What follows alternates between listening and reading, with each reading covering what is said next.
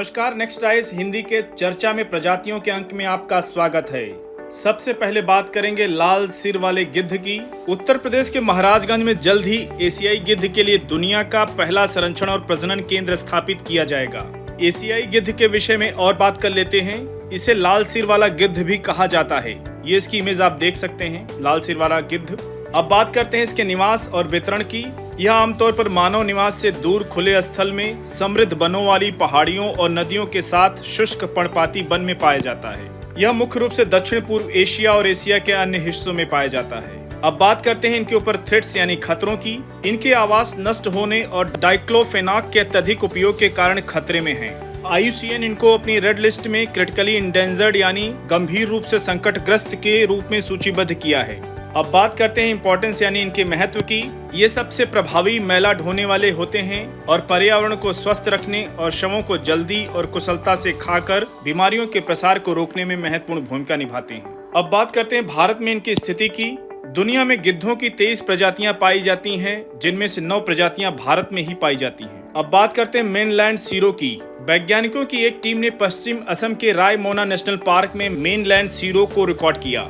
Mainland sero के विषय में और बात कर लेते हैं। यह एक स्तनपायी जो बकरी और मृग के बीच में कहीं दिखाई देता है। इस जानवर की 3 प्रजातियां हैं, जापानी सीरो, लाल सीरो जो पूर्वी भारत से लेकर बांग्लादेश और म्यांमार में पाया जाता है, और तीसरी है ताइवान या फार्मोसन सीरो। अब बात करते हैं इनके निवास स्थान और वितरण की। मेनलैंड सीरो 200 से लेकर 3000 मीटर की ऊंचाई वाले क्षेत्रों में निवास करता है। ये इसकी इमेज है। यह जानवर हिमालय बेल्ट से लेकर दक्षिण चीन और सुमात्रा तक फैला हुआ है, लेकिन इसकी आबादी विखंडित अलग थलग है और अवैध शिकार और निवास स्थान की हानि के कारण तेजी से इनकी संख्या घट रही है। इस पशु का आवास भारत भूटान सीमा के पार फिप्सू वन्य जीव अभ्यारण्य और हिमालयी देश के रॉयल मानस नेशनल पार्क में पाया जाता है। IUCN की रेड लिस्ट में इनको वल्नरेबल की सूची में सूचीबद्ध किया जाता है। अब बात करते हैं ग्रेटर एडजुटेंट स्टार्क की। असम में तेजी से शहरीकरण के कारण ग्रेटर एडजुटेंट स्टार्क को गंभीर खतरों का सामना करना पड़ रहा है।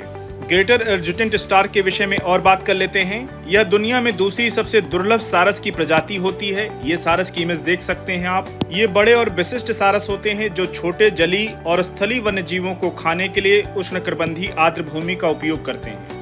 अब बात करते हैं इनके निवास और वितरण की। यह ऐतिहासिक रूप से दक्षिण और दक्षिण पूर्व एशियाई उपमहाद्वीपों में व्यापक रूप से फैला हुआ था, लेकिन अब यह उत्तर पूर्व भारत और कंबोडिया में ही सीमित है। इनका निवास स्थल बिहार और असम की ब्रह्मपुत्र घाटी में है। ग्रेटर एडजुटेंट स्टार्क को असम में हरगिला और बिहार में गरुड़ कहा जाता है। अब बात करते हैं इनके ऊपर थ्रेट्स यानी खतरों की। इनकी आबादी में नाटकीय गिरावट आंशिक रूप से उनके प्राकृतिक आवास के विनाश के कारण दिखाई देती है। IUCN ने अपनी रेड लिस्ट में इनको नियर थ्रेटेंड यानी निकट संकटग्रस्त के रूप में सूचीबद्ध किया है। अब बात करते हैं फ्लेमिंगो की।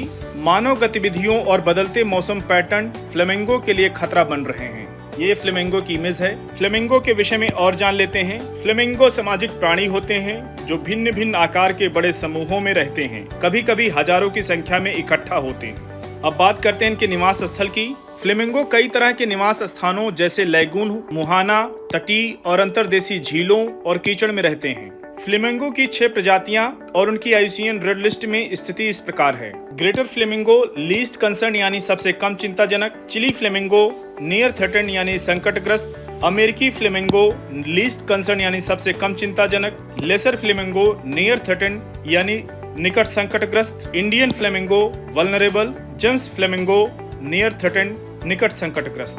अब बात करते हैं भारत में इनकी स्थिति के ऊपर। ग्रेटर फ्लेमिंगो आमतौर पर इजराइल, अफगानिस्तान और पाकिस्तान से भारत में आते हैं। ग्रेटर फ्लेमिंगो गुजरात का राजकीय पक्षी भी है। लेसर फ्लेमिंगो गुजरात में कक्ष के रण के माध्यम से साइबेरिया से मुंबई आते हैं। अब बात करते हैं इवेरियन लिंक्स की।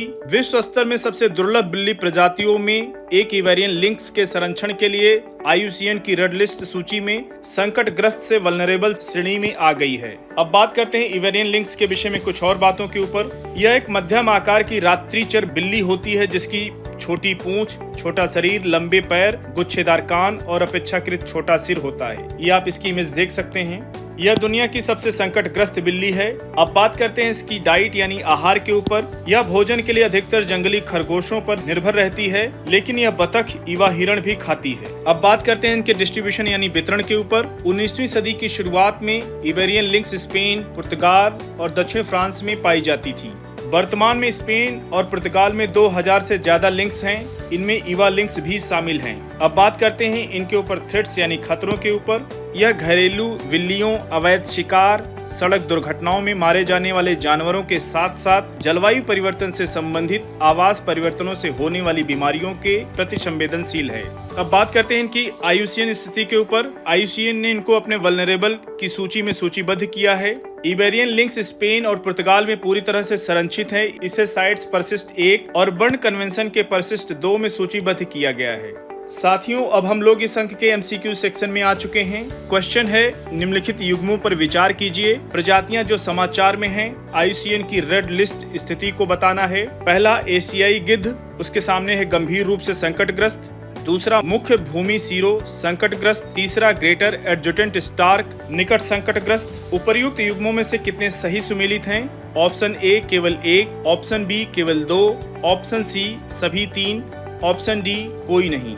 इस क्वेश्चन का आंसर आप लोग कृपया कमेंट बॉक्स में देने का प्रयास कीजिए। तो साथियों, इस अंक को आज यहीं पर समाप्त करते हैं। मिलते हैं नेक्स्ट अंक में कुछ और चर्चित प्रजातियों के साथ। तब तक के लिए धन्यवाद।